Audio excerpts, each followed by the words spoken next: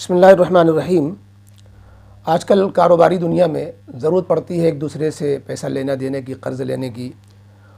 और आम तौर पर लोग जो है मुखलिसाना कर्ज़ या कर्ज़ हसना तो देने को तैयार नहीं होते हैं कि इसमें हमारा क्या नफ़ा होगा। हालांकि आखिरत का नफ़ा सोचे तो सदक़े से भी ज़्यादा नफ़ा है, लेकिन लोग आखिरत का नफ़ा कहाँ देखते,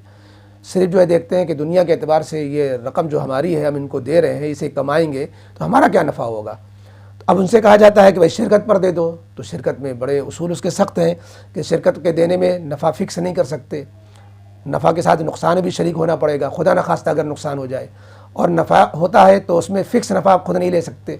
कि आपको नफ़ा हो चाहे नुकसान हो, हमें तो जो है इतने पैसे चाहिए नफ़े के नाम पर, तो वो भी दुरुस्त नहीं है। बल्कि उसकी जायज़ शक्ल ये होती है कि इसका हिसाब रखा जाए कि आपकी रकम से क्या कमाया गया और उसमें असल पूंजी हटा करके कितना बचा, जो बचा है उसमें फिर परसेंटेज तय किया जाता है कि आप 50% जो है नफ़ा होगा या उससे कम ज़्यादा, वो जो तय हो जाए फिर वो जायज़ होता है। अपना नफ़ा फ़िक्स कर लेना इस तरीके पर कि आपको नफ़ा हो नुकसान हो, ये हम पैसे दे रहे हैं, आपको हमें हर महीने इतने देना ही देना है, आप हमको दीजिएगा, तो इस तरह जो है शिरकत का मामला करना भी नाजायज़ होता है। अगर आप ये कह दें कि हम इतनी रकम दे रहे हैं, हमें इतनी रकम वापस करना पड़ेगी, तो ये खुला हुआ सूद हो जाएगा। तो अब लोग चाहते हैं कि कैसे हम जो है अपना नफ़ा हासिल करें,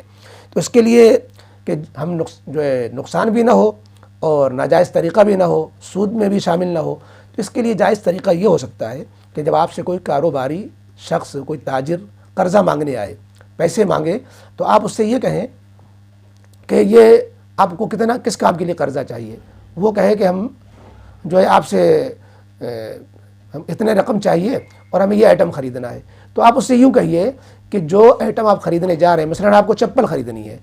100 जोड़ी चप्पल लेनी है, उसके लिए आपको जो है 10,000 रुपये चाहिए, तो आप उससे कहिए कि आप 10,000 रुपये ले कर के जो चप्पलें आप अपने लिए लेने जा रहे हो, आप अपने लिए न ले कर के आप पहले मेरे लिए ख़रीद लो, मेरे लिए नकद ख़रीदो 10,000 की 100 जोड़ी चप्पल। उसके बाद जब आप ख़रीद लो, मैं आपको ज़िम्मेदार वकील बना रहा हूँ, जब आप ख़रीद लो तो मुझे बताना, मैं आपको 10 जो है ये 10,000 की जो 100 जोड़ी चप्पल है, ये हम आपको 12,000 की थोक में 100 जोड़ी चप्पल इकट्ठा बेच देंगे, उधार बेच देंगे, आप हमको 1 महीने बाद पैसे दे देना। अब जब इसकी ये ताजिर 100 जोड़ी चप्पल ख़रीद लेगा इससे, जिसने 10,000 दिए थे, तो जब ख़रीद लिया तो पहले ख़रीदा था कर्ज़ देने वाले के जिससे पैसे लिए थे, और अब ख़रीदने वाला हो गया खुद। तो अब ये जब बेचेगा तो कमा करके ही, कम कमाए ज़्यादा कमाए, अब इसको 12,000 कर्ज़ देने वाले को बंधी हुई रकम वापस मिलेगी, यानी कि 12,000 रुपये मिल जाएंगे। तो ये 2,000 रुपये जो नफ़ा है, ये नफ़ा न सूद है और न ये शिरकत का है, बल्कि उसने कारोबारी ने